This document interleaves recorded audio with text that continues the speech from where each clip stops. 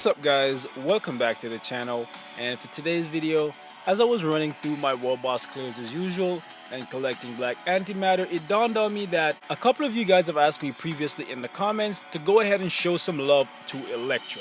And the reason why it's taken me this long to do a video about Elektra is not because she's not good, because I feel like she's in a really good place right now compared to where she was before as one of the worst characters in the game, in the category where the characters beside her would be Lash, Hulkling, Fandral, you name it.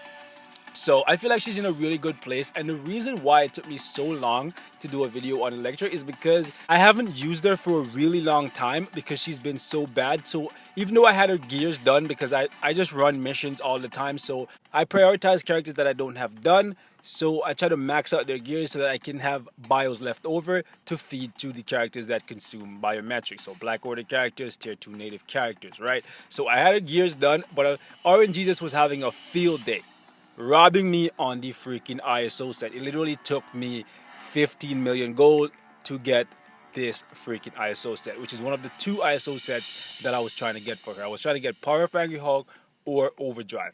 And the reason for that is because my Elektra already has capped skill cooldown based on my cards and a little bit from her gears.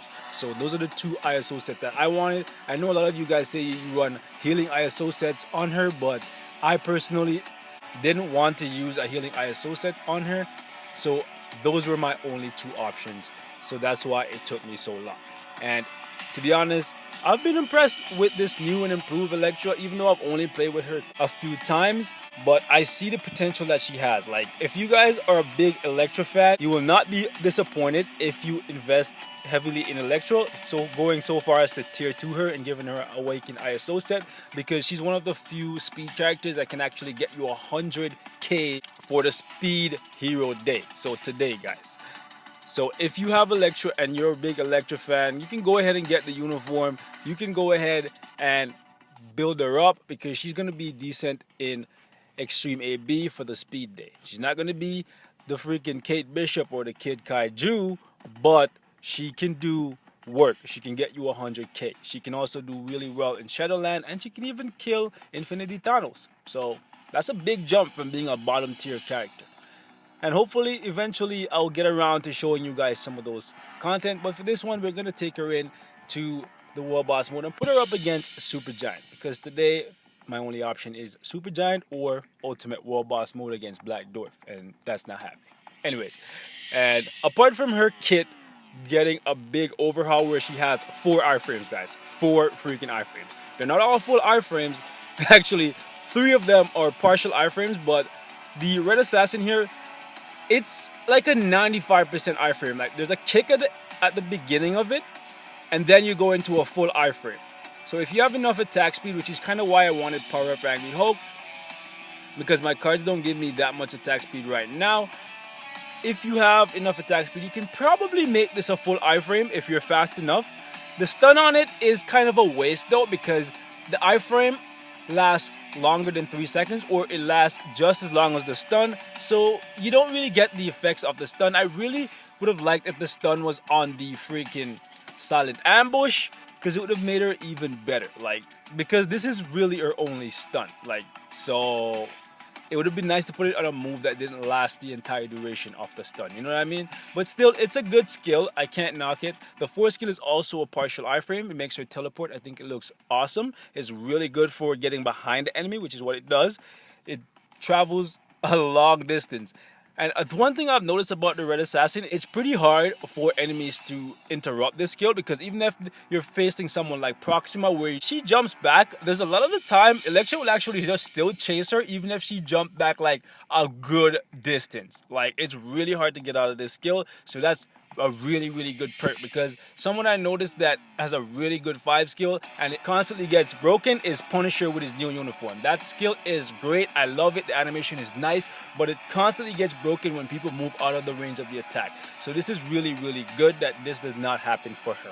Okay, Red Assassin, amazing skill. The throwing side is kind of like Moon Knight's skill, where he just jumps in the air and throws out those batarangs, as I call them. But you know, it's pretty much a copy paste of that skill, and it is an iframe. However, unlike Moon Knight, where his only becomes an iframe with the uniform, you don't need a uniform for Elektra. So, perks to Elektra there, guys. And the 2 skill, also an iframe. It's a quick iframe, but it's still an iframe, and it's great for chaining your skills together and making her pretty hard to hit. She's actually a beast in PvP if you use her like on manual.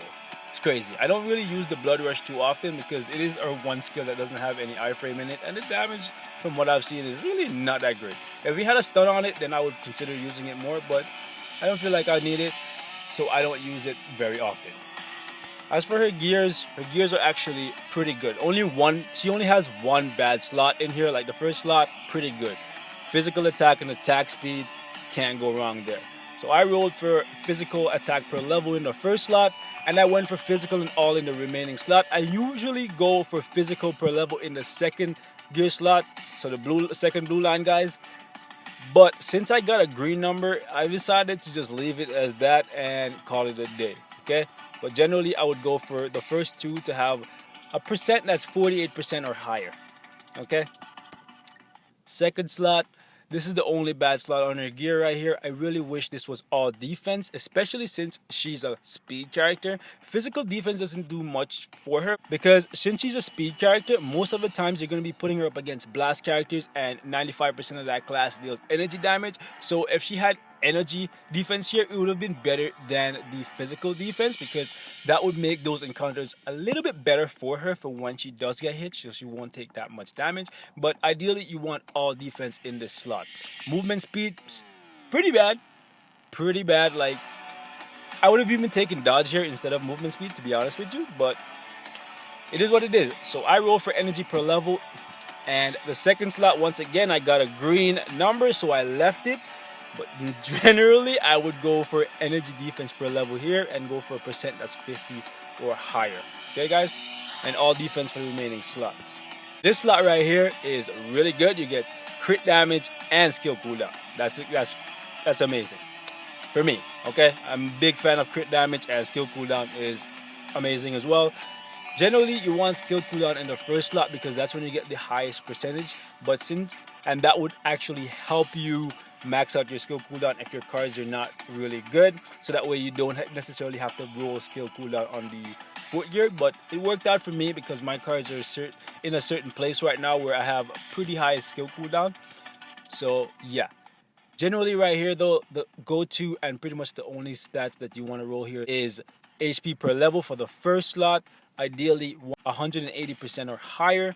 Second slot, I generally will try to go for 183, 185% or higher. But I got a green number once again, so I was like, not touching it. So I rolled HP for the remaining slots and called it a day. Okay? Fourth slot, also a really good slot.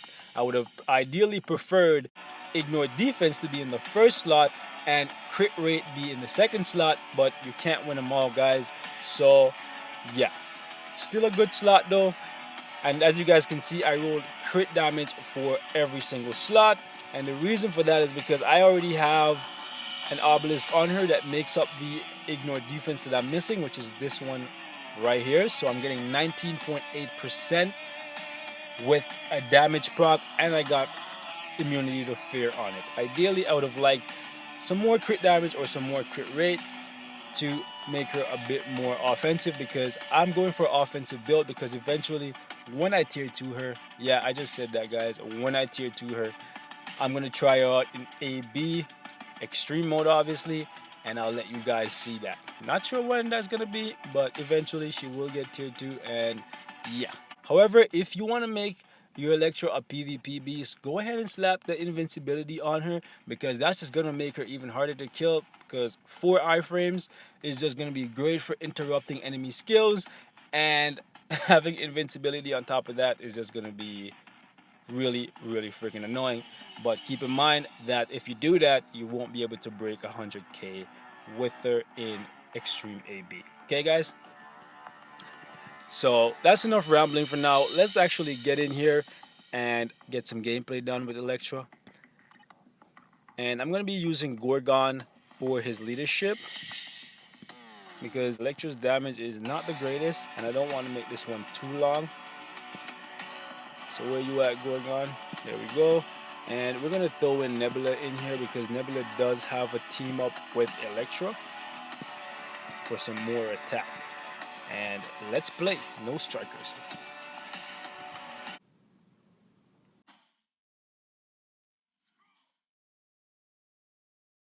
All right, let's play.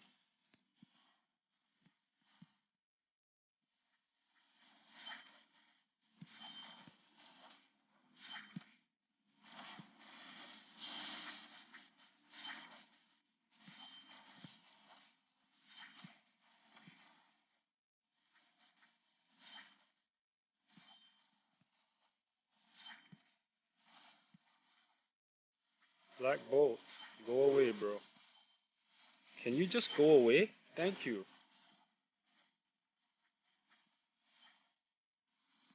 I have enough issues on my hand trying to kill Supergiant.